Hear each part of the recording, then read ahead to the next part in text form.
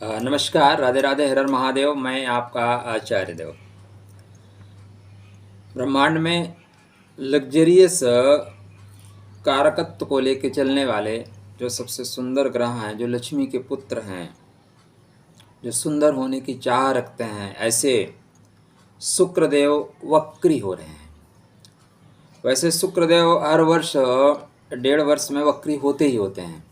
हर वर्ष लगभग वक्री कहीं ना कहीं हो जाते हैं। तो अभी वक्री हो रहे हैं।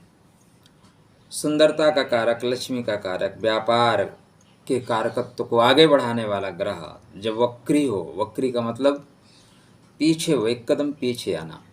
और शेर एक कदम पीछे आता है तो क्या है, टारगेट को हिट करता है।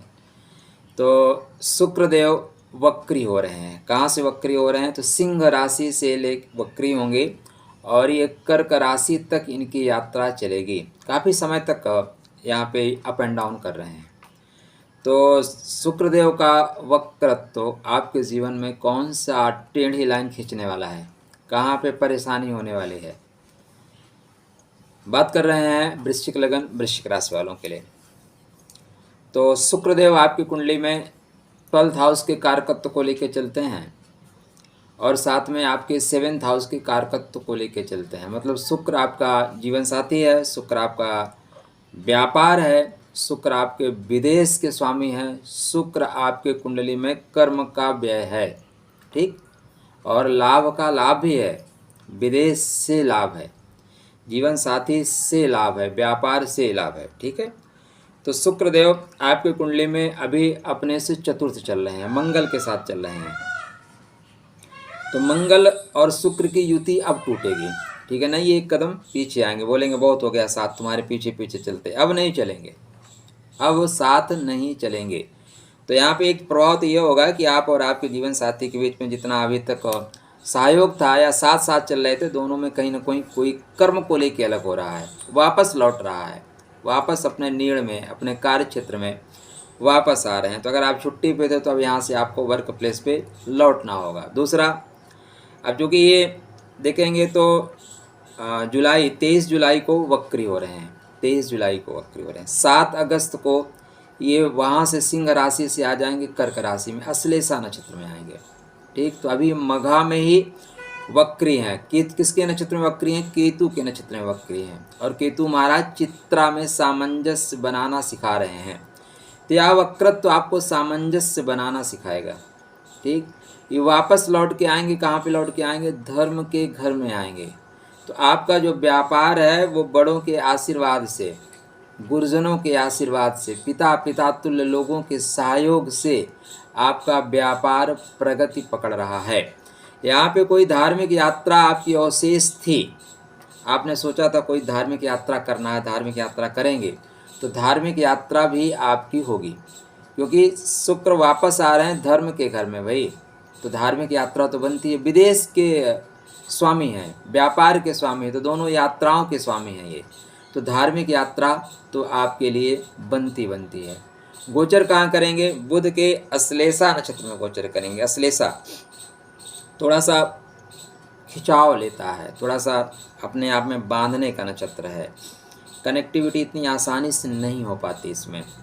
तो आप ये सफ़र कर रहे हैं तो सफ़र के समय बहुत ध्यान देना है, खासकर जब ग्रह वापस ऊपर से नीचे लौट रहा है। तो जितने लोगों से आपके संबंध हैं, खासकर लिखा पढ़ी का काम, व्यापारिक काम, जो लिखा पढ़ी के साथ आप स्टार्ट कर रहे हैं, अगर उसमें असावधानी करें तो अश्लेषा आपको बांधेगा, अश्लेषा आपके द्रव्य दक्षिणा को बांधेगा, अश्लेषा आपके व्यापार को बांधेगा। तो कुछ ऐसा ना करिएगा जिससे आपका व्यापार बंधे। अब कोई ग्रह जो वक्री होता है ना, तो वो 2 कदम आपको पीछे हट के सोचने के लिए विवश करता है कि आप सोचो गलतियां कहाँ हो रही हैं, त्रुटियां कहाँ हो रही हैं, अवरोध कहाँ आ रहा है।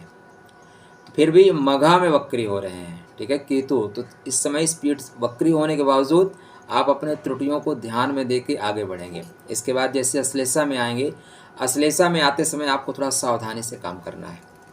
सुनिए सबकी, करिए अपने मन की, सुनिएगा सबकी, करिएगा मन की। देखिए यहाँ पे सबसे इम्पॉर्टेंट आपकी कुंडली में बुध देव होंगे। बुध महाराज मंगल के साथ इस समय जो है अगस्त में मंगल के साथ जा रहे हैं।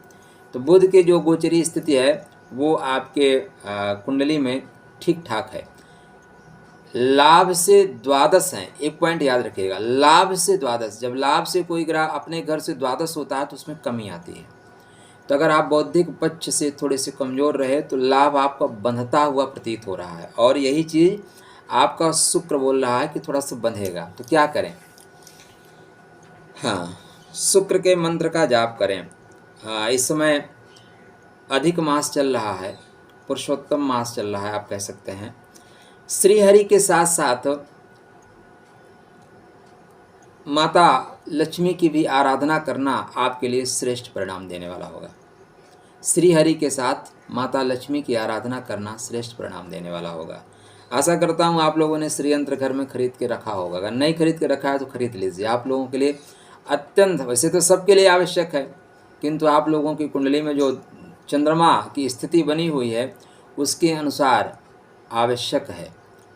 ये जो शुक्र का गोचर है, खासकर अश्लेषा नक्षत्र में जब लौट के आएंगे और आकर आप चंद्रमा आपका बैठा हुआ है जाके ज्येष्ठा नक्षत्र में, तो यहाँ पे एक बेहतर संयोग बनेगा। दोनों के अंदर नक्षत्र परिवर्तन होगा। क्या है? नक्षत्र परिवर्तन जैसा बेहतर लाभ देगा। शुक्र को ठीक करके रखिए। अगर कुछ नहीं कर सकते तो ओम द्राम द्रीम द्रोम सह शुक्राय नमः, द्राम द्रीम द्रोम सह शुक्राय नमः का आप जाप करें। आपके लिए लक्ष्मी प्राप्ति का एक नियमित उपाय बताऊं तो प्राप्ति का नहीं, लक्ष्मी रुकने का, लक्ष्मी बेवजह ना खर्च होने का। तो आप अपने थाली से एक रोटी निकाला करिए, गुड़ लगा के गाय को खिलाना शुरू करिए, स्थितियाँ आपके अनुकूल आ जाएंगी। चलिए, खुश रहिए, स्वस्थ रहिए, मुस्कुराते रहिए, राधे राधे करते रहिए।